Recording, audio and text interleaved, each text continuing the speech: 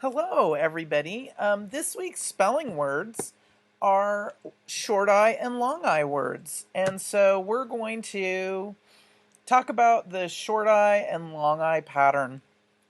And I'm going to turn on my little lamp right here so you can see a little bit better. There we go. It makes my paper a little clearer. So we're going to talk about short I and long I.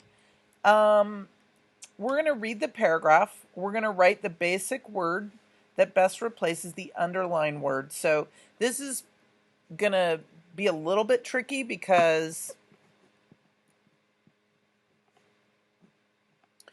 what we're going to do is, once you're done putting your name on your paper, is we're going to look at, this is almost a definition. And we're going to look for the word in the word bank that matches the little definition or the little phrase that's given in the paragraph. Okay? So we'll do this together. I'm going to zoom in a little bit more so that you can see the paragraphs. Make sure that you write your name on your paper.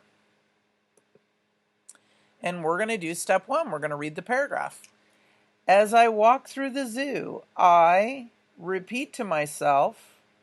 So let's see. What word means repeat to? Skill, no. Crime, no. Grind, no. Tonight, no. Brick, no. Flight, no. Live, no. Chill, no. Delight, no. Build, no. Ditch, no. Decide, witness, win, district, inch, sigh, fright, remind. I think if you repeat something to yourself, you're reminding yourself. So I'm going to write remind, R-E-M-I-N-D.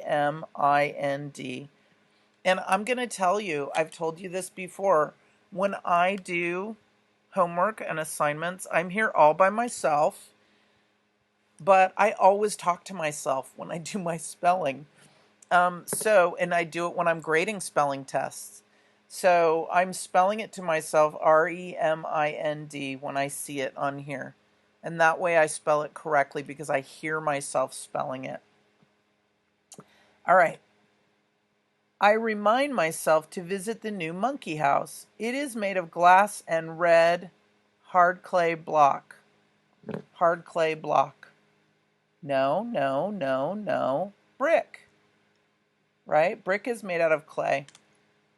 So I'm going to write brick on number 2. B-R-I-C-K. Awesome. There was a damp coolness. No, no, no, no, no, no, no. Chill. Chill sounds like a good one. Chill. C-H-I-L-L. There was a damp chill in the old monkey house. Now the monkeys reside in a comfortable environment. Reside sounds like it means the same thing as live, right? So if I look on my live, L-I-V-E.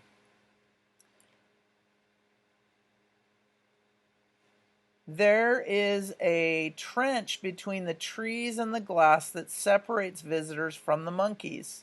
So a trench probably means like a ditch or like a big hole in the ground.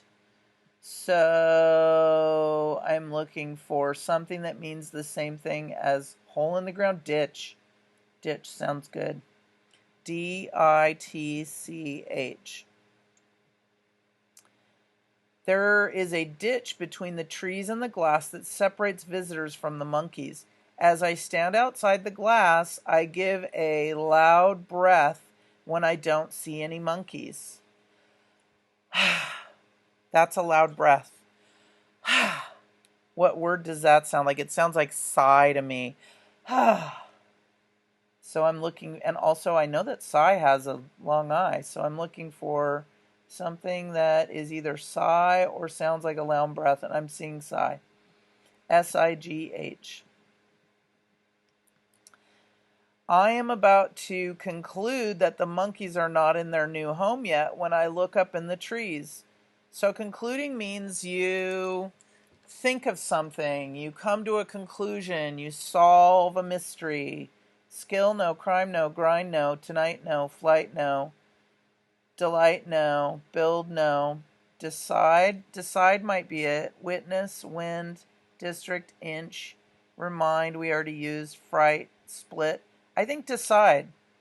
I am about to decide that the monkeys are not in their new home yet. That seems right to me. Decide. And when I am crossing it off, I look at the word and I spell it out loud and I write it as I'm spelling it. The monkeys look down at me and I smile with happiness. Okay, we're looking for a synonym for happiness. Skill, crime, grind, tonight, flight, delight. Delight is happiness. Let's double check to make sure that it's not one of the other ones. Build, witness, wind, or wind, district, inch, fright, split. I think delight is Delight. I can't wait to tell my family about my zoo visit when we have dinner this evening. So this evening, night has an I in it. Skill, crime, grind, tonight. I think it's tonight, right? Tonight. Write some rules that visitors in a zoo might need to follow. Use 3 of the challenge words. Write on a separate piece of paper. All right. Here's my separate piece of paper.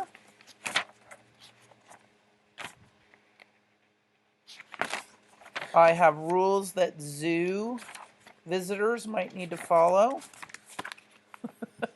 And here are my choices of words. Ignorant, recognize, advice, twilight, rigid. And it said I have to use at least 3. So I'm going to use ignorant. Ignorant means you don't understand something, you don't know something. Recognize means you see something because you've kind of noticed it before. Advice means somebody gives you some wise counseling. Twilight means right before nighttime. Rigid means something is hard and you can't bend it, right? Okay, so now that I know my 5 words to choose from, I'm going to start my paragraph. I use 1 fat finger. You guys have little tiny fingers, so you can use 2 fingers, right, to indent. These are rules that visitors might need to follow. So I'm going to start out by saying, please do not be ignorant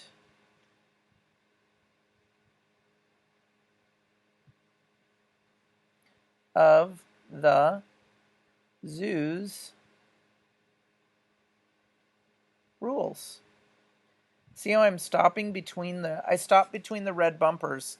Here's my red margin line and here's my very faint red margin line. I don't want to go past the bumpers. I am awesomely done with ignorant. So I'm putting a little X near it on my paper so I know I'm done. Please do not be ignorant of the zoo's rules. One thing that you should recognize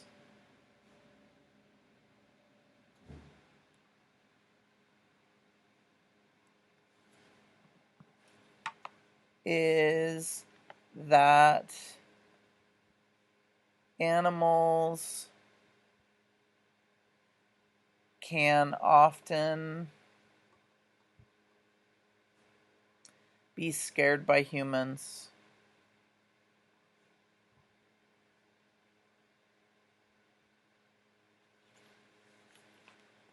My advice, I'm checking off I've used ignorant, recognize advice. My advice to you is to visit during twilight. Oh, using 2 in a sentence. Is to visit during twilight.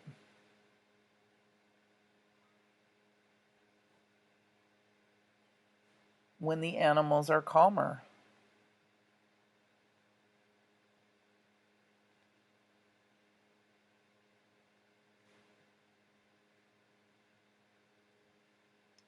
Ta-da! So I used even one more than 3. Didn't use rigid, but that's okay. All right. So that was just the challenge assignment, right? And I'm going to tell you this. This seems really silly. Like, you could also write it down here too. There's a little bit of room. So I had a student last year. She started out the year as a pretty good student, and she did this every time. She practiced, and I really saw that her writing made big gains and big improvements. And part of the reason why is because she was learning all these challenge words and she was writing extra paragraphs. So don't be afraid to do extra credit or to challenge yourself. You might think to yourself, I'm not up for the challenge, but you know what? You can be up for the challenge. It's not that hard. If you aren't sure what these words are, you can ask a parent, or you can also look them up in the dictionary. All right, my phone's ringing, so it must be time to go.